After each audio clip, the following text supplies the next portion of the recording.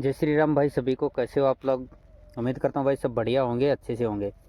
तो काफ़ी भाई बोल रहे थे कि भाई वीडियो नहीं आ रहा है, इन्फॉर्मेशन नहीं है, क्या कुछ गलत हो रहा है, क्या आप वीडियो अपलोड नहीं कर रहे हो? तो देखिए, बगैर अपडेट के या फिर बगैर इन्फॉर्मेशन के वीडियो मैं डालता नहीं हूँ। काफ़ी दिन पहले मैंने लॉन्ग वीडियो डाला था। आज मैं वीडियो डाला हूँ सिर्फ दो चीज़ों के लिए। एक तो देखिए, मैं पहले बोला था आप लोगों को कि कोई रजिस्ट्रेशन नहीं हो रहा है, ठीक है। ये जितने भी लोग हैं सिर्फ एक अखबार की कटिंग को लेके अफवाहें फैला रहे हैं। इसराइल के नाम से कोई रजिस्ट्रेशन नहीं हो रहा है। अब आप खुद लोग देख लीजिए, 2 दिन पहले शिवाजन कार्यालय वालों ने भी भाई इनसे परेशान हो गए और एक नोटिफिकेशन निकाला था कि भाई सोशल मीडिया यूट्यूब वाले जो भी बोल रहे हैं सब फेक है, इसराइल का कोई रजिस्ट्रेशन नहीं हो रहा है। तो भाई आप इन लोगों की बातों पे भरोसा मत करिए, क्योंकि जब वो कटिंग आई थी तो इन सब ने बोला था कि पुराने नहीं जाएंगे, ये हो जाएगा, वो हो जाएगा। मैं एक चीज़ गारंटी के साथ बोल रहा हूँ, आने वाले दिन में, आने वाले कुछ दिनों में यही लोग, ठीक है, अपने यूट्यूब पे और ये वीडियो अपलोड करेंगे कि बहुत बड़ी खुशखबरी आ गई, लोगों को कोलाना स्टार्ट हो गया है, ठीक है। उस टाइम पे आप लोगों के पास मौका रहेगा इन लोगों को जवाब देने का। ये चीज़ ध्यान में रखिएगा। अब दूसरी चीज़, देखिए इसराइल में कल एक वीडियो अपलोड हुआ था, वहाँ के न्यूज़ चैनल मान लीजिए या फिर यूट्यूब चैनल मान लीजिए, काफ़ी सारे इंपॉर्टेंट बातें उसमें बताई गई हैं। तो मुझे लगा कि आप लोगों के बहुत काम आने वाले हैं, क्योंकि देखिए आज नहीं तो कल जितने भी सिलेक्ट कैंडिडेट हैं या फिर जितने भी नए लोगों का रजिस्ट्रेशन होगा, इसराइल उनको जाना है, तो वो बहुत ही इंपॉर्टेंट बातें हैं। आप लोग खुद वीडियो सुन लीजिएगा, और फिर भी अगर किसी भाई को समझ में नहीं आता है तो भाई आप लोग कमेंट कर दीजिएगा, ठीक है। और फिर मैं यही चीज़ बोल रहा हूँ भाई, अफवाहों पे आप लोग ध्यान मत दीजिए। अफवाहें तरह तरह की चल रही हैं। इन लोगों से तो भाई जो फालतू की अफवाहें उड़ा रहे हैं ना यूट्यूब वगैरह पे, इनसे तो खुद शिवाजन कार्यालय वाले भाई परेशान हैं, क्योंकि लड़के वहाँ पे इतनी ज़्यादा संख्या में जाने लग गए कि रजिस्ट्रेशन हो रहा है, रजिस्ट्रेशन हो रहा है, लेकिन वहाँ पे कोई रजिस्ट्रेशन नहीं हो रहा था, ठीक है भाई। तो आगे आप लोग वीडियो देखिए भाई, ध्यान से समझिएगा। शायद आपको ये लगेगा कि कोई काम की चीज़ नहीं है हमारे, बट भाई बहुत ही इंपॉर्टेंट चीज़ें हैं। अगर गौर से समझोगे, सुनोगे, तो बहुत सारी चीज़ें हैं जो आप लोगों के बहुत फ़ायदेमंद है, जो भी भाई इसराइल के लिए है, या इसराइल जाना चाह रहा है या फिर इसराइल में है, उनके लिए भी, ठीक है भाई। अभी तक मेटा पे श्रृंखला का तीसरा और अंतिम संस्करण है। इस अध्याय में मैं आपको इजराइल में एक कर्मचारी के रूप में आपके अधिकारों और इजरायली कानून के अनुसार नियोक्ता के आपके प्रति कर्तव्यों के बारे में महत्वपूर्ण जानकारी दूंगा। मैं आपको यहाँ की संस्कृति के अनुकूल होने के लिए उपयोगी सुझाव भी दूंगा। इस अध्याय के अंत में मेरे पास आपके लिए एक अच्छा सरप्राइज है। तुम इजराइल में काम कर रहे हो, वर्षों की मेहनत और जनसंख्या व आव्रजन प्राधिकरण की निगरानी की बदौलत। विदेशी कर्मचारी प्रशासन पूरे वर्ष और विशेष रूप से युद्ध के दौरान इजराइल में विदेशी कर्मचारियों की सहायता के लिए काम करता है। वीजा और अनुमतियों के मामले में राहत दी गई थी। आपके प्रश्नों के उत्तर देने के लिए वेबिनार आयोजित किए गए थे।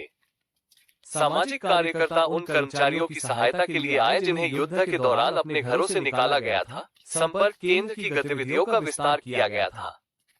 हमने जनसंख्या एवं आव्रजन प्राधिकरण में विदेशी श्रमिक प्रबंधन विभाग के प्रमुख श्री मोशे नकाश से बात की। हमने उनसे पूछा कि उनकी प्रबंधन टीम ये कैसे सुनिश्चित करती है कि इजरायल में भारतीय और अन्य विदेशी श्रमिकों के अधिकार सुरक्षित रहें। בכל ענפי המשק יש סעיפים ספציפיים שמתייחסים לכך שחייבים לדאוג לזכויות העובדים הזרים בהתאם לחוקי מדינת ישראל, בהתאם לרגולציה הקבועה במדינת ישראל, כך שהעובדים הזרים זכויותיהם יישמרו, ושלמעשה כאמירת גג עובדים זרים זכאים במדינת ישראל לזכויות במסגרת העבודה כמו כל עובד ישראלי। श्री नकश जानते हैं कि विदेशी श्रमिकों और कार्य प्रबंधकों के बीच भाषा की बाधा एक चुनौती है। वो एक नई डिजिटल प्लेटफॉर्म के बारे में बताते हैं जिसके माध्यम से इजराइल में हर विदेशी श्रमिक को उसके लिए महत्वपूर्ण सेवाएं आसानी से मिल सकेंगी।